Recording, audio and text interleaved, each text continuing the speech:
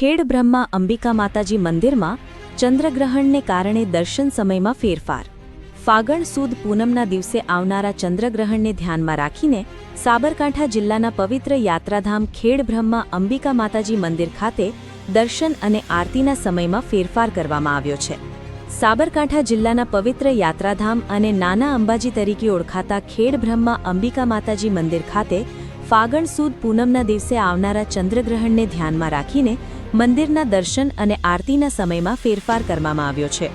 મંદિર ટ્રસ્ટના મેનેજર દિલીપસિંહ કુંપાવતના જણાવ્યા મુજબ 3 માર્ચ 2026ના રોજ સવારની આરતી સવારે 6 વાગે યોજાશે અને દર્શન સવારે 6 થી 11 વાગ્યા સુધી ખુલ્લા રહેશે। સવારે 10 વાગે થાળ અને રાજભોગ આરતી કરવામાં આવશે।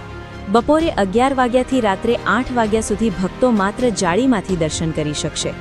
રાત્રે 8 થી 9 વાગ્યા દરમિયાન મંદિરના દર્શન સંપૂર્ણ બંધ રહેશે। ત્યારબાદ સાંજની આરતી રાત્રે 9:15 વાગે અને થાળ રાજભોગ આરતી 9:45 વાગે યોજાશે।